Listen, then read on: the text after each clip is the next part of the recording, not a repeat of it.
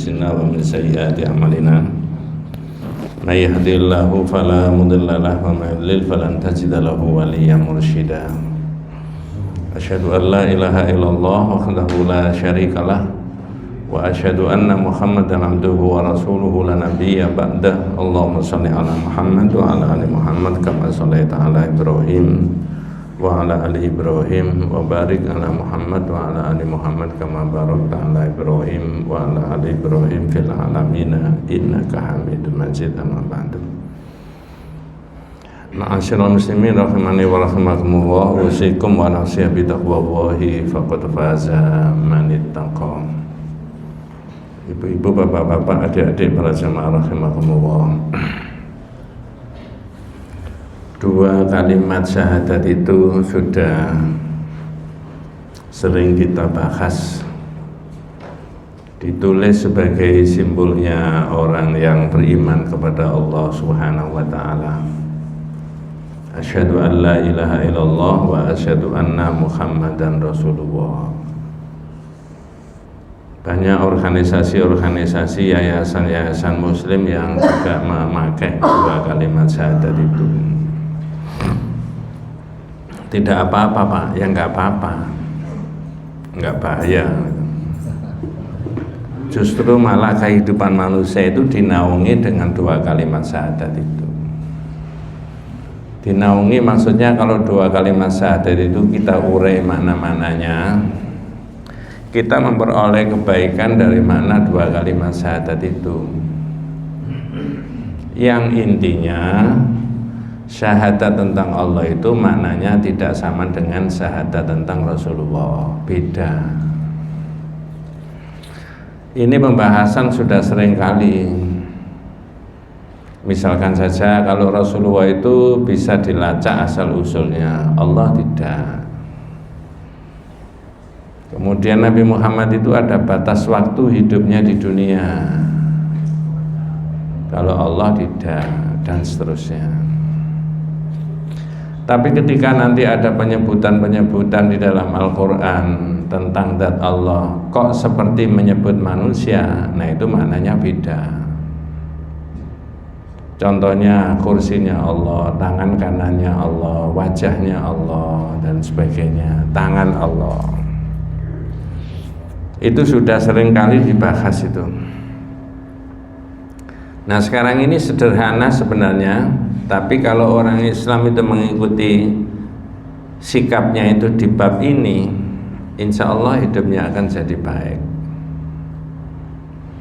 Bahasanya sederhana, bab yang 44, Masya Allah wa Syita.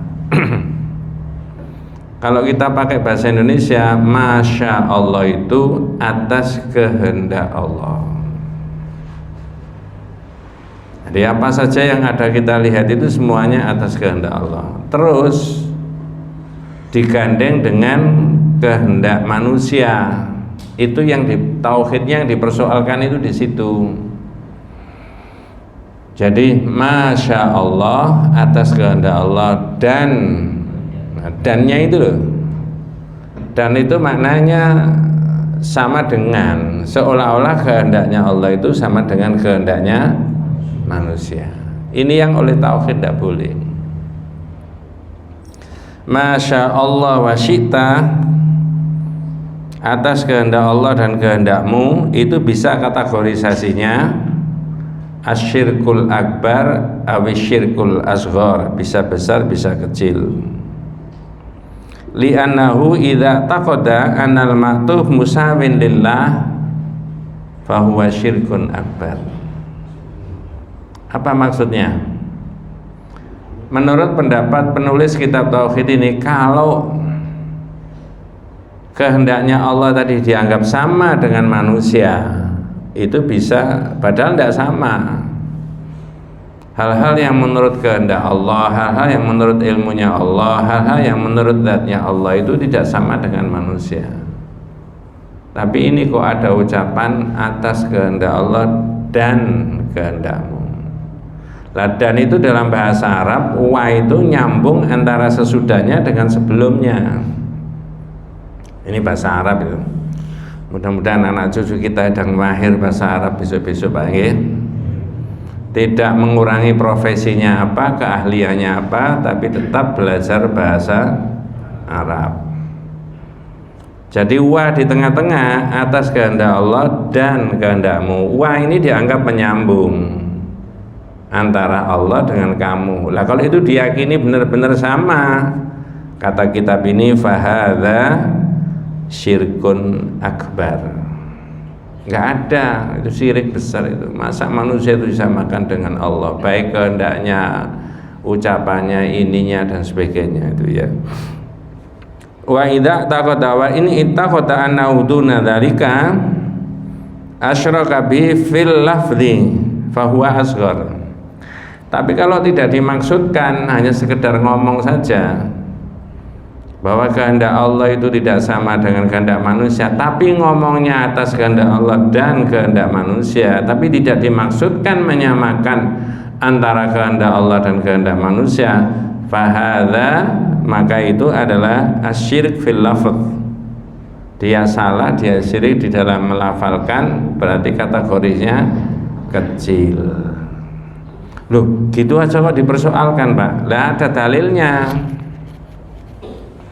Ya, seterserah saya ngomong-ngomong. Oh enggak boleh Mas, orang Islam itu enggak boleh terserah saya ngomong-ngomongnya. Tak kasih contoh ya. Mudah-mudahan tidak terjadi itu ya. Orang enggak boleh terserah saya ngomong-ngomongnya seenaknya itu ya. Misalkan ada anak berenang di sungai, mudah-mudahan bukan keluarga kita semuanya itu ya. Wis dikandani bolak-balik jangan mandi di sungai, arusnya deras. Dasar anak kecil seneng nggak Pak main-main di air? Podo ambek bapak ya. Wis dikandani bolak-balik ternyata di luar pengetahuan orang tuanya mandi. Bukan panjenengan, bukan saya, bukan anak kita, keluarga kita, qaddarallah naudzubillah min dzalik, hanyut. Ada nggak omongan salah di masyarakat ketika sudah betul-betul terjadi itu? Wong wis dikandani bolak-balik, mau misalnya gak adus ngono kan gak ada, kira-kira begitu itu ada nggak Pak? Kita pernah berpengalaman ngomong gitu?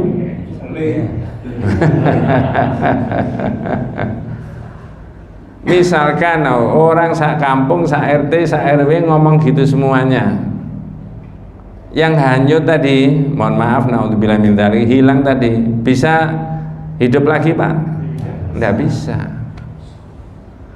Itu namanya al-i'tiradu anil qadar. Orang itu menentang takdirnya Allah, ngomong gitu itu tadi. Nah itu kalau saya tidak buka kitab, panjenengan tidak ikut ngaji buka kitab, ya nggak tahu.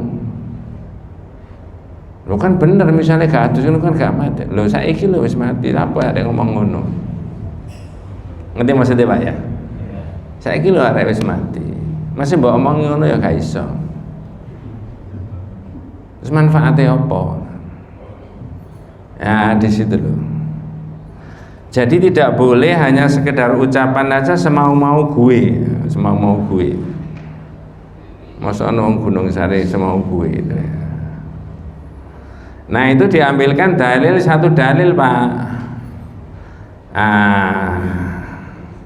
Hadisnya dari Qutailah anna Yahudiyan atalin Nabi sallallahu alaihi wasallam faqala innakum tusyrikuna taquluna ma sya'allahu wa syi'ta wa taquluna wal ka'bati fa amarahumun nabiyyu sallallahu alaihi wasallam idza aradu ay yakhlifu ay yaqulu wa rabbil ka'bati wa ay yaqulu ma sya'allahu thumma syi'ta. Ini nanti ada dua perkara ya yang diomongkan orang Yahudi kepada Nabi. Ya, nanti tugasnya panjenengan itu ikut mikir ya. Dua perkara itu apa? Walaupun akhir dari pengajian itu tidak usah saya tanya ya, tapi ikut mikir. Apa bahasa Indonesianya? Monggo. Bahwa ada seorang Yahudi datang kepada Nabi Muhammad. Seorang Yahudi datang ke Rasulullah anna Yahudiyan atalin Nabi sallallahu alaihi wasallam.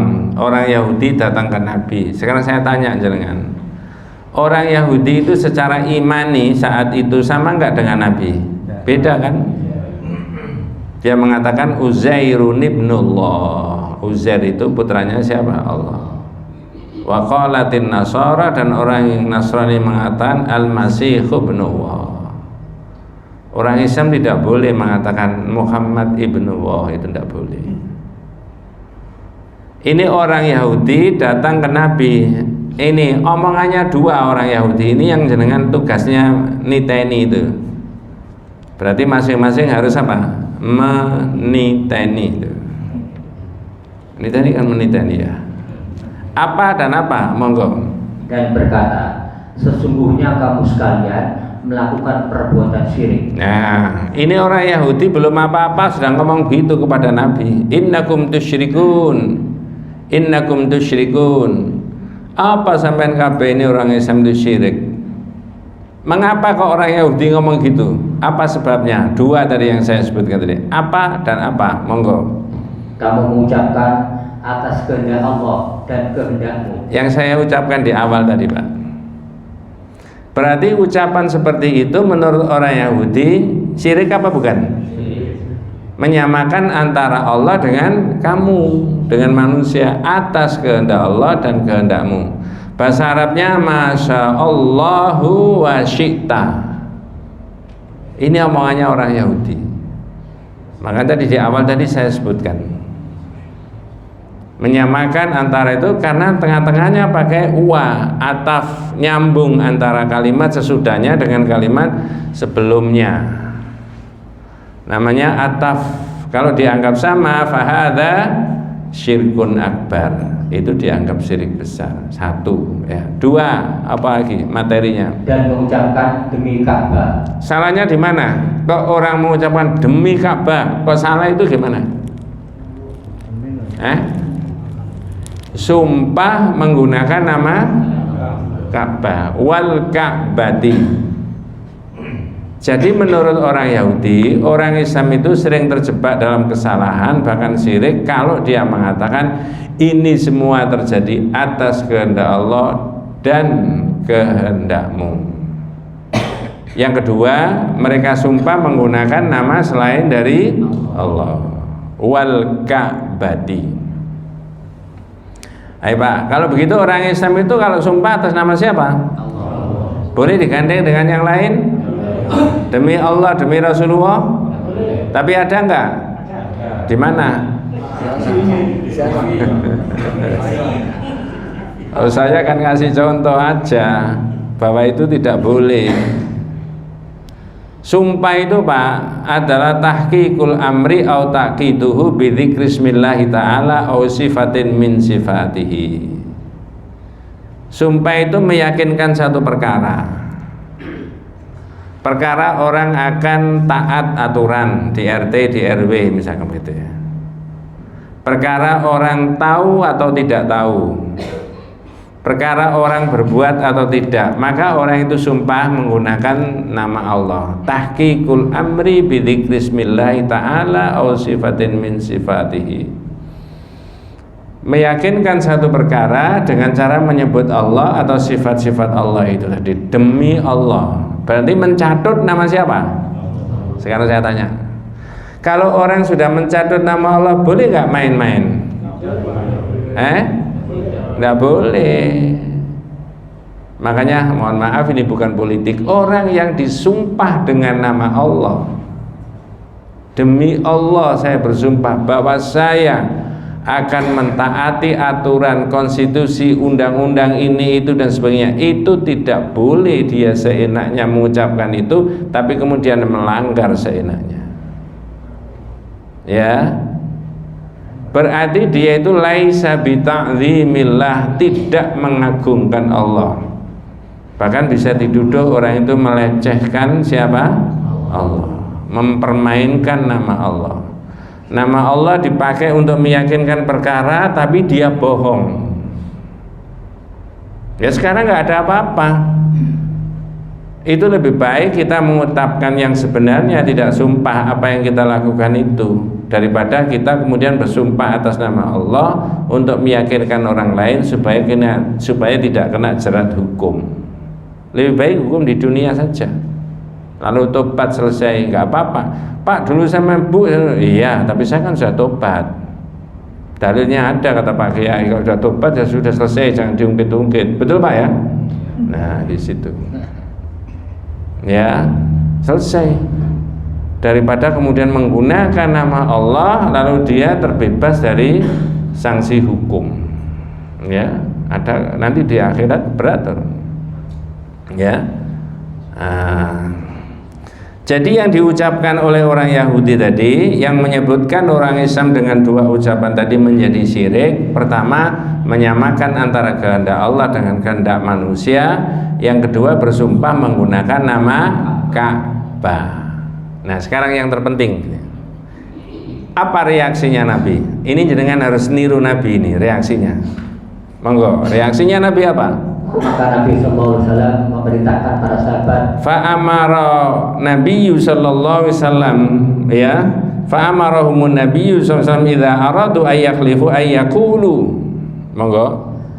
Apabila hendak bersumpah supaya mengucapkan demi Tuhan pemilik Ka'bah. Bedanya di mana Pak dengan omongan orang Yahudi tadi? Demi Tuhan pemilik Ka'bah. Berarti demi siapa ini? Kalau pakai bahasa Arab, orang Yahudi tadi mengatakan wal Ka'bati, demi Ka'bah. Sumpah langsung menggunakan nama Ka'bah. Menurut orang Yahudi syirik. Terus Nabi mengatakan, memerintahkan kepada para sahabat, idza aradu ayyakhlifu ayyaqulu wa rabbil Ka'bati, demi Tuhan pemilik Ka'bah. Ditambahi Rabb. Apa Rabb? Tuhan. Nah, jenengan sudah baca Al-Fatihah, alhamdulillahi rabbil alamin. Yang Rabb seluruh alam, pemilik. Siapa itu Pak? Allah. Jenengan saya itu miliknya Allah enggak Pak? Kok gak pede? Betul nggak miliknya Allah Pak ya? Makanya sebenarnya ucapan innalillahi itu bukan sekedar ketika ada orang meninggal. Assalamualaikum warahmatullahi wabarakatuh. Terusnya dapat rezeki Pak. Sesungguhnya kita ini miliknya Allah, dan sesungguhnya kita ini akan kembali kepada tak tanya, makna yang sebenarnya kalimat itu diucapkan ketika ada orang mati apa ketika kita masih sehat ini Pak? Maknanya masih sehat boleh nggak kita mengucapkan begitu? Pak, jenengan itu punya jabatan bisa menentukan ABCD-nya apa namanya masyarakat sini. Oh enggak Mas, walaupun begitu saya ini miliknya Allah. Bener nggak Pak? Inna lillah, sesungguhnya kita ini miliknya Allah. Waduh, ini Pak, saya enggak tahu ada cerita dari mana. Mungkin ada kitabnya, tapi mohon maaf ini bisa di mana-mana. Saya belum pernah baca kitabnya. Ada seorang ulama besar dakwah, ya. Ada zaman dulu kan tidak sekarang bawa mobil terus pulang sampai 2 hari, 3 hari, 4 hari baru pulang. Cari ilmu ya kayak anak mondok sekarang baru berapa tahun pulang itu. Sampai di rumah, ulama besar tadi pulang sampai di rumah, tanya sama istrinya, Bu, anak-anak di mana? Dijawab apa? Pak, kalau bapak itu misalkan pinjem barangnya orang terus diminta sama orang itu diberikan nggak? Ya, iya diberikan. Kaget loh, wong saya tanya anaknya di mana kok tanya barang kalau bapak pinjem. Lah iya bapak itu lo tak tanya, kalau misalkan bapak ini pinjem barangnya orang lalu diminta sama orang itu diberikan nggak? Ya diberikan. Ikhlas nggak? Ikhlas. Wong bukan milik saya kok. Apa jawabannya istrinya berikutnya? Pak, anak kita itu sudah diambil sama yang punya. Berhubung bapak itu dakwah dan pulangnya juga masih belum tentu kapan, maka disegerakan. Saya tanya, benar apa tidak sikapnya itu? Jenengan dan saya bisa begitu? Tapi benar nggak Pak? Kalau miliknya Allah ya Pak. Coba orang Islam itu sampai di situ Pak. Keyakinannya itu loh. Itu orang yang meyakini begitu itu menjadi stres terus atau menjadi tenang Pak kira-kira Pak? Stres. Itu makanya Rabbul Alamin, yang pemilik seluruh alam itu Allah, termasuk manusia. Maka Rasulullah Shallallahu Alaihi Wasallam tadi memerintahkan para sahabat kalau sumpah jangan pakai nama Ka'bah, tapi depannya kasih nama apa? Tambahan apa? Rabbil Ka'bah, Rabbin Nas, Rabbil Alamin. Nah begitu. Satu ya. Dua, dan mengucapkan atas kehendak Allah, kemudian atas kehendakmu. bedanya dengan omongannya orang Yahudi tadi di mana Pak? Orang Yahudi tadi menyebutkan atas kehendak Allah terus dan, betul Pak ya? Terus oleh Rasulullah dirubah menjadi apa? Atas kehendak Allah kemudian. Bahasa Arabnya beda Pak. Yang dan itu pakai wa, yang kemudian pakai apa? Summa, kemudian. Oh, kalau begitu kehendaknya manusia itu berikutnya. Yang utama kehendaknya siapa? Nah, di situ. Maka fa'amarahumun nabiyyu sallallahu alaihi wasallam, maka Nabi sallallahu alaihi wasallam memerintahkan kepada para sahabat, ya, idza aradu ay yahlifu ay yaqulu wa rabbil ka'bati, demi Tuhan pemilik Ka'bah tadi, wa ayyaqulu masya Allah, atas kehendak Allah, terus dirubah menjadi apa tadi Pak? Tsumma bahasa Arabnya, bahasa Indonesia kemudian. Nah sekarang saya tanya, ini semuanya harus bisa menjawab ini Pak. Apakah Rasulullah Shallallahu Alaihi Wasallam membenarkan ucapannya orang Yahudi yang datang itu tadi? Iya apa tidak? Zaman kan mendengarkan mulai awal cerita ini. Saya ulangi, apakah Rasulullah membenarkan ucapannya orang Yahudi tadi yang ngomong awal?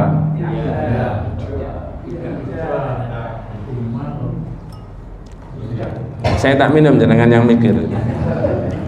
Nanti tak sebutkan pakai bahasa Indonesia.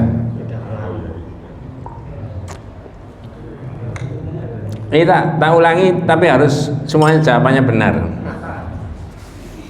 Orang Yahudi datang ke Nabi, betul Pak ya?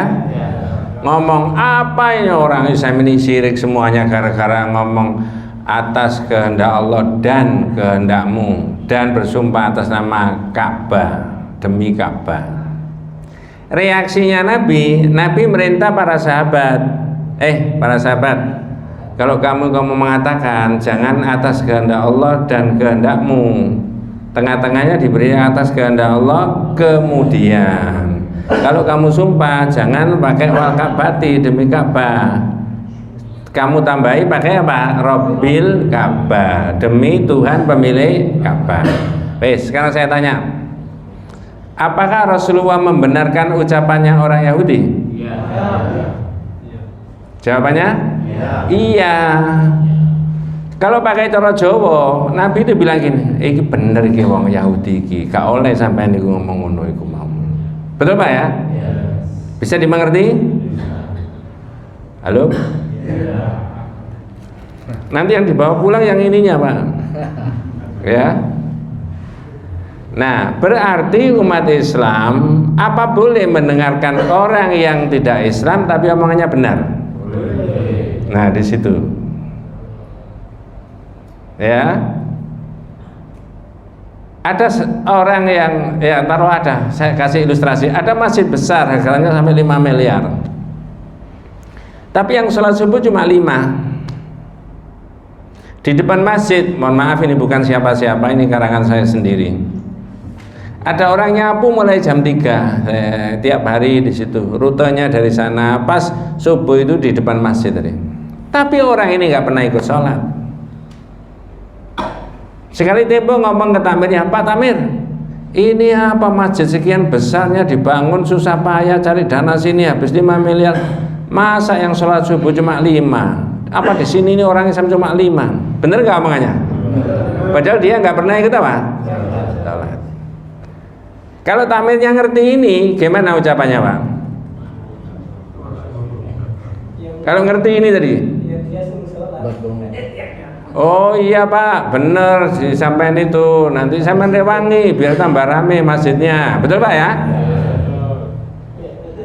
Dakwah nggak ini Pak? Omongan dakwah nggak begitu tadi? Nanti saya buatkan pengajian, tak undang Pak Kiai supaya dimotivasi. Memang orang perlu dimotivasi kok di sini Pak. Siapa saja perlu diberi penjelasan. Saya merewangi Pak biar tambah rame. Bener nggak? Kalau tamirnya nggak ngerti ini, diomongin ngono, padahal orang tadi nggak pernah ikut sholat. Gimana ngomong takmir? Tapi bukan takmir sini maksudnya. Sampai nih nggak tahu melo sholat lah, pengurusi wong sholat barangnya. Itu bahasa dakwah nggak begitu tadi Pak? Bukan. Masya Allah itu loh Pak. Nabi ini luar biasa Pak. Uswatun, contoh yang paling baik. Ngomong saja itu betul-betul bisa dipedomani. Ya, orang Yahudi nggak diusir sama Nabi. Kan aku Yahudi lah, apa ada yang nuturi aku kepinteran, kan begitu. Sampai di situ Pak, Islam itu mengajarkan supaya kita itu mencari yang benar. Gitu loh. Makanya saya seringkali menganjurkan, kalau jamaah sudah ngaji ini, versi ini, kitab ini, boleh nggak ikut ngaji di tempat yang lain? Boleh. Saya nggak pernah menghalang-halangi, silakan Pak. Silakan. Seyogyanya Pak Ustadz, Pak Kiai tidak boleh mencegah. Pak Ustadz, Pak Kiai, saya di musola amanah ada pengajian di sana tauhid. Nggak usah, nanti kamu katut sana. Mohon maaf, ini bukan siapa-siapa. Nggak boleh Pak begitu itu, bener Pak ya? Silahkan itu ngaji kok, siapa tahu nanti yang diterangkan itu ada bagian-bagian yang benar yang saya salah. Bisa begitu kan Pak ya? Wong Nabi saja menerima dari orang Yahudi, kok kita nggak mau menerima dari sesama umat Islam, itu dari mana?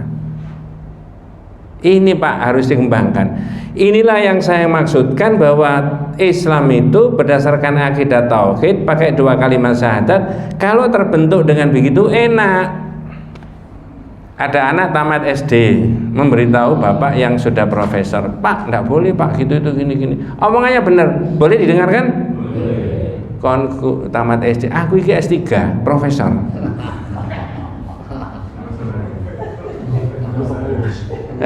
Aku ini pengurus. Loh, mohon maaf, saya nggak tahu situ di mana-mana Pak. Ini agama, betul Pak. Ini loh keterangannya. Anna Nabiyya sallallahu alaihi wasallam lam yunkir 'alal yahudi ma anna dhahira qasdi adzum wallahu lin nabiy sallallahu alaihi wasallam wa ashabihi. Lianna ma qalahu haqqun. Keterangannya itu loh begitu. Apa bahasa Indonesianya? Sesungguhnya Nabi tidak mengingkari ucapan orang Yahudi, walaupun zahirnya orang Yahudi tadi menghina umat Islam. Dia datang itu menghina umat Islam. Apa ini semuanya ini syirik Nabi itu ya dan para sahabat. Tapi karena yang diucapkan itu benar, maka diiyakan oleh Nabi. Sebenarnya kata-kata apa Nabi tidak paham itu? Paham. Di hadis berikutnya yang agak panjang itu Nabi bilang benar, tapi saya belum sampai ngomong begitu sudah didahului. Jadi Nabi sendiri juga akan mengatakan bahwa ikutilah yang benar dari siapa saja. Saya belum ngomong ngono, orang Yahudi sudah terlebih dahulu ngomong itu. Enak sekali Pak Islam itu. Yang terjadi di masyarakat kita belum begitu Pak. Ya, kadang siapa ngomong benar kalau seragamnya beda, mau nerima Pak? Nggak boleh Pak. Ya, saya bukan hampir. Allah mentakdirkan setiap hari bergaul dengan berbagai macam jamaah di berbagai macam majelis taklim dan masjid. Saya tahu. Dan bahasa saya insya Allah sama begitu. Ya, ada yang satu organisasi ini ngajinya sama, ada yang campuran, ada organisasi ini. Saya harus sampaikan yang sama. Nah, ya.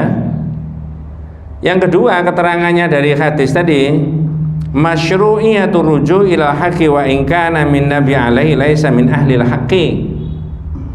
Disyariatkan untuk mengikuti yang benar walaupun yang benar itu datangnya dari orang yang tidak biasa benar. Tukang sapu tadi tidak ikut sholat tapi omongannya benar gak? Boleh didengarkan?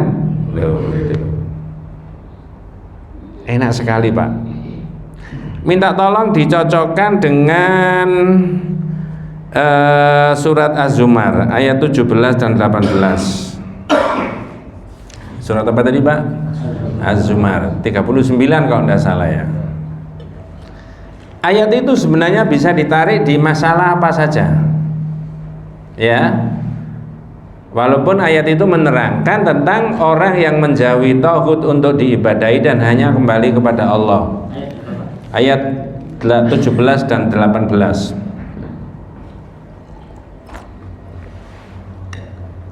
Monggo. Az-Zumar ayat 17, dan orang-orang yang menjauhi tauhid yaitu tidak menyembahnya Terus dan kembali kepada Allah. Yes. Orang yang menjauhi tauhid dan hanya kembali Allah. Tauhid itu kullu ma'ubida min dunillah. Segala sesuatu yang disembah selain dari Allah. Bisa benda, bisa barang, bisa orang, bisa uang, bisa jabatan, bisa apa saja. Ya. Katanya Pak Jimli sekarang banyak orang yang keblinger.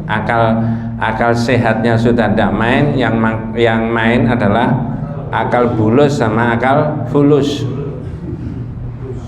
Akal fulus untuk mencari kekayaan, akal bulus untuk mencari jabatan. Akal sehatnya sudah nggak main. Pak Jimli yang bilang gitu, bukan saya cuma menirukan toh. Supaya tidak yang dimainkan itu akal bulus sama akal apa tadi? Fulus. Nah ini akal sehatnya pakai itu. Orang yang menjauhi tauhid untuk diibadahi dan hanya kembali kepada Allah. Jenengan dan saya ini kembali kepada Allah. Itu orang yang bertauhid. Mau dapat apa Pak orang itu Pak? Monggo. Mereka pantas mendapatkan berita gembira. Wes. Lanjut. Sebab itu sampaikanlah kabar gembira itu. Fabasyir ibad. Lalu siapa yang sebenarnya masyarakat atau umat yang akan mendapatkan kabar gembira tadi? Menjauhi tauhid dan hanya kembali kepada Allah. Mereka akan dapat kabar gembira. Karakternya bagaimana menurut ayat ini? Ini Pak yang penting, monggo. Yaitu mereka yang mendengarkan perkataan lalu mengikuti apa yang paling baik di antaranya. Iya. Apa tadi Pak? Mendengarkan? Terus Mengikuti yang paling baik di antaranya. Wes. Itu apa bahasanya mendengarkan perkataan? Apakah yasmauna atau yastamiuna? Yastamiuna. Ini mohon maaf bahasa Arab Pak. Kalau yasmauna orangnya diam aja, mendengar, di sana ada suara, itu yasmauna. Kalau itu apa? Yastamiuna. Kalau yastamiuna orangnya aktif, mendengarkan. Kalau saya pakai bahasa yang sederhana, kalau itu urusannya agama untuk mencari kebenaran, ngaji sana, ngaji sana, ngaji sana, ngaji sana. Boleh Pak? Boleh. Saya kadang-kadang kasih contoh yang sederhana. Orang mau beli baju saja, tidak cukup masuk di satu toko Pak ya.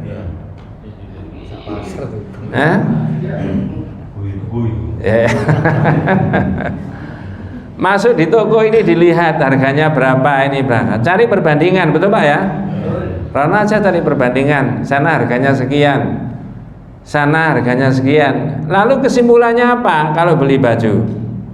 Cari yang harganya murah, standarnya sama, kan begitu ya?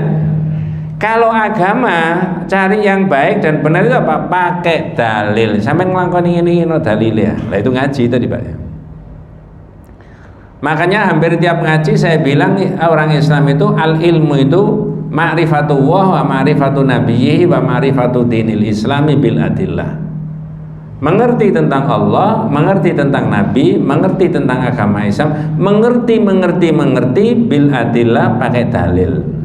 Jenengan menjadi sikapnya terbuka yang tidak biasa, misalkan tidak biasa terbuka, bukan kita ya, tapi sekarang menjadi terbuka, bisa mendengarkan sana, bergaul fleksibel dengan banyak orang, lalu nyaring sana nyaring sini, mengikuti yang terbaik. Ilmunya mana, dalilnya mana?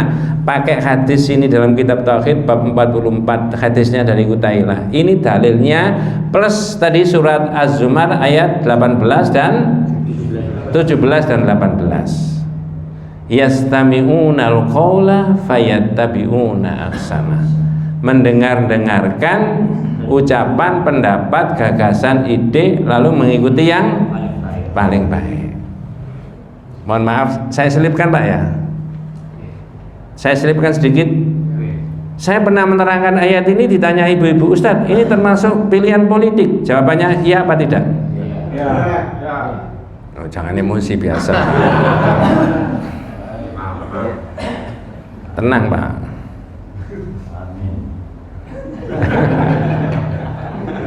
Boleh nggak masyarakat itu diajari supaya milih yang terbaik Pak? Boleh. Bukan hanya diajari, wajib. Itu loh dalilnya. Ya. Nah yang terbaik baju bagaimana, yang terbaik agama bagaimana, yang terbaik calon itu tadi, yang bagaimana calon pemimpin itu tadi. Ini betul Pak. Kalau orang yang suka di bidang politik ya, saya bukan orang politik, berarti kalau ketua-ketua partai politik ngerti ayat itu, maka saya harus mengkader saya akan saya tampilkan yang terbaik biar nanti debat dengan yang lain. Jangan sampai ada kader-kader saya itu ada isu-isu negatif, dan nanti kalau sudah mau pemilihan supaya tanding dengan yang lain-lain. Tidak ada alasan mereka tidak milih kader saya, wong kader saya terbaik di antara mereka. Oman amin.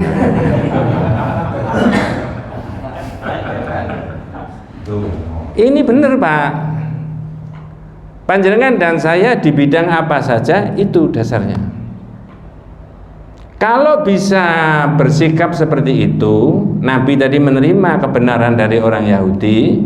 Ayat ini secara moralitas memberikan pandangan dan pendapat kepada kita supaya kita selalu mencari yang baik dan benar. Kalau mengikuti, mendengarkan yang baik dan benar lalu mengikuti, mau dapat apa? Kita disebut apa oleh Allah dalam ayat itu? Monggo. Mereka itulah orang-orang yang telah diberi petunjuk. Nah, kalau bisa begitu, menentukan pilihan yang terbaik, yang terbaik versinya apa saja terserah, tergantung masalahnya. Kalau bisa begitu, maka disebut orang yang memperoleh hidayah dari Allah SWT. Terus dan mereka itu orang-orang yang mempunyai akal sehat. Waduh, punya akal apa? Bukan akal. Dan akal apa tadi? Loh, kok ya cocok ya Pak ya?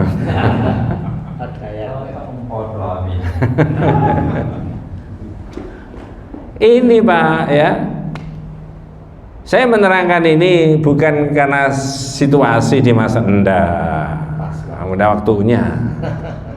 Dulu nggak ada apa-apa ya saya terangkan begini sama. Jadi masyarakat dan umat itu ajari yang baik dan benar. Jangan dilarang masyarakat itu mencari yang baik dan yang benar. Karena pertanggungjawabannya akhirat itu berat sekali Pak. Jangan dikira nggak ada pertanggungjawaban, bukan agama. Saya caranya wudhu gimana? Bukan hanya sekedar itu. Saya caranya sholat berjamaah bagaimana? Diatur nggak Pak? Saya kalau ketinggalan 1 rakaat gimana nambahnya caranya? Saya tadi sebenarnya saya itu ragu-ragu, itu 4 rakaat apa 3 rakaat? Yang dipilih yang mana kira-kira? Ya, yang 3. Saya tadi lupa tidak sampai sujud yang itu, berarti nambahin sujud apa itu kira-kira? Nah, ada aturannya semuanya. Loh kok begitu? Ada dalilnya, maka saya mengikuti yang terbaik. Loh katanya tetangga saya disuruh ngulangi sholat. Loh tetanggamu gak ngaji kok. Itu agama itu di situ.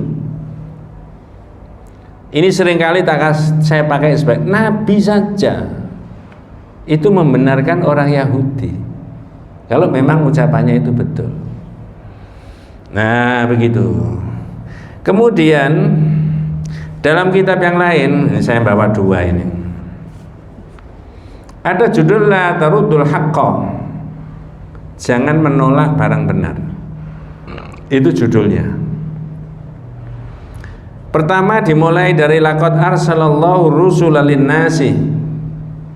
Allah mengutus para rasul untuk kepentingan manusia. Betul Pak ya? Bukan untuk kepentingan Allah. Maka dalam bahasa yang berbeda ya, Allahu khalaqana wa razaqana wa lam yatrukna hamalan. Bal arsala ilaina rasulan faman ata'ahu dakhalal jannah wa man asahu dakhalan nar. Allah itu yang menciptakan kita, betul Pak ya? Dan memberi rezeki kepada kita dan tidak membiarkan kita begitu saja. Jadi kalau orang, loh kita itu dibiarkan saja sama Allah, berarti Allah itu setelah menciptakan manusia lalu manusia dibiarkan saja, berarti gak tanggung jawab. Enggak Mas, tanggung jawab. Gimana caranya tanggung jawab? Sampean ditaruh di dunia, fasilitas dunia semuanya untuk kebutuhan manusia ada, betul Pak ya? Terus berikutnya Allah mengutus Rasul. Yang Rasul tadi dibawahi kitab, lalu kitab tadi supaya diterangkan oleh para Rasul itu kepada umat yang pada saat itu ada. Bener Pak ya? Itu buktinya Allah tidak membiarkan manusia begitu saja. Wong ada Rasul yang tidak karu-karuan kayak begini kok Pak. Ya, ada yang akal sehat, ada yang akal apa tadi? Itu begitu. Wa amarahum bid-da'wati ila ibadatillahi wahdahu wa tauhidihi walakinna aktsaral umam kadzdzabur rusula.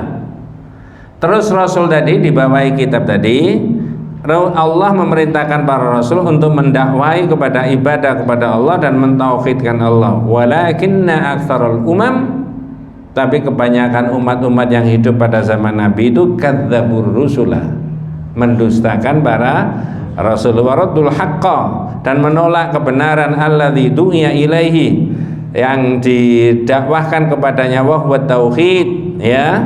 Padahal Nabi sendiri mengatakan la yadkhulul jannata man kana fi qalbi mithqalu dzarratin min kibarin, tidak akan masuk surga. Perhatikan Pak ya, ini kira-kira kalau saya dan panjenengan mendengarkan langsung dari Nabi, kira-kira pertanyaannya sama kepada Nabi itu. La yadkhulul jannata man kana fi qalbi mithqalu dzarratin min kibarin, tidak akan masuk surga bagi orang yang di dalam dirinya, dalam hatinya ada sebintik tetes sebiji sawi sifat apa? Kesombongan. Kalau dengan mendengarkan dawuhnya Nabi kayak begitu, kira-kira bertanya enggak? Kalau pakai bahasa Indonesia santai-santai Nabi bilang, para sahabat, tidak akan masuk surga orang yang di dalam hatinya itu ada sebiji sawi, sebutir sawi kecil itu ada rasa sombong, itu tidak akan masuk surga. Kira-kira jangan tanya enggak?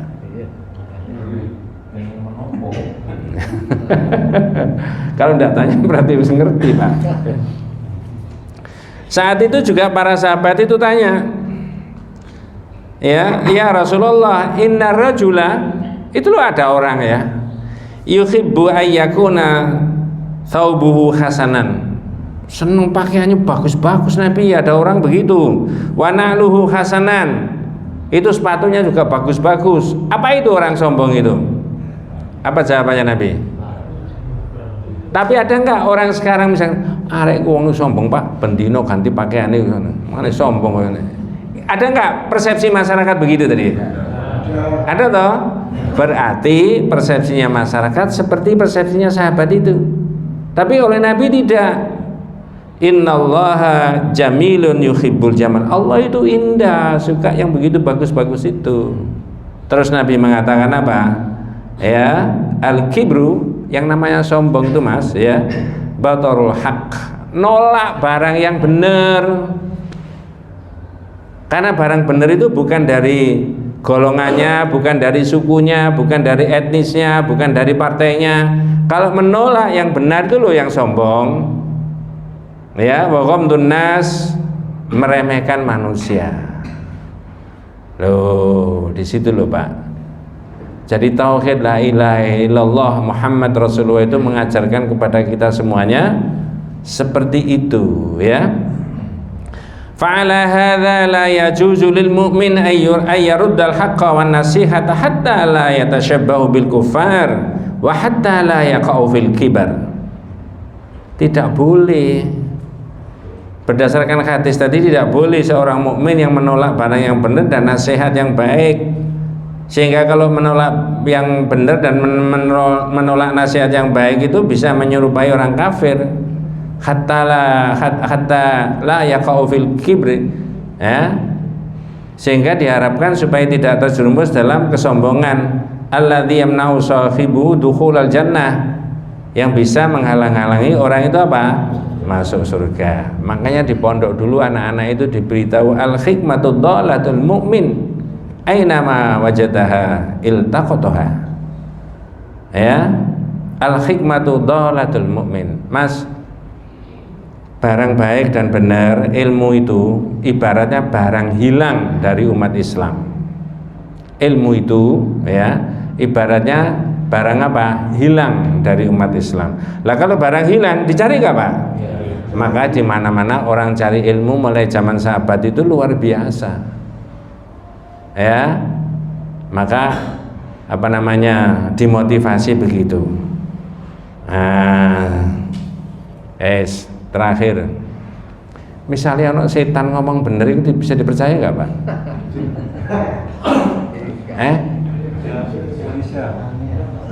Setan ngomong bener bisa dipercaya? Bisa.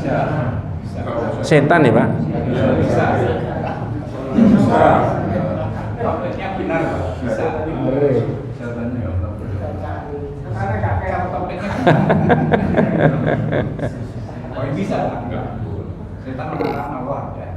Ini ada dalilnya. Cuma nggak saya terangkan, agak panjang itu nanti. Kita kasih ilustrasi saja dalam bahasa Indonesia. Ada orang kerja bakti pada hari Jumat mulai pagi. Tiba-tiba sudah menjelang jam 10:30 sampai jam 11 belum ada yang berhenti dari kerja bakti karena nggak ada yang bawa jam. Diparani setan, Pak, ini sampai jam berapa ini? Sebentar lagi adzan. Ini kan hari Jumat ini, ya. Belum nanti mandinya sampean itu ketinggalan nanti. Bener nggak omongan setan? Apa boleh? Engkau nih nggak tahu Jumatan. Ya, karena setan mohon maaf itu bisa minal jinnati wan nas. Cuman ya nanti kita ketemu di kitab yang berbeda lagi. Cuma kita itu tidak boleh nuding-nuding si A si B itu sebagai apa? Setan. Kalau dituding nanti dia bisa bilang sesama setan tidak boleh saling apa? Naudzubillah min dzalik. Wallahu a'lam, ya. Mudah-mudahan jenengan dan keluarga saya, kita semuanya senantiasa diberikan rahmat barokah hidayah Allah Subhanahu wa taala. Hadan Allah wa yakum ajmain.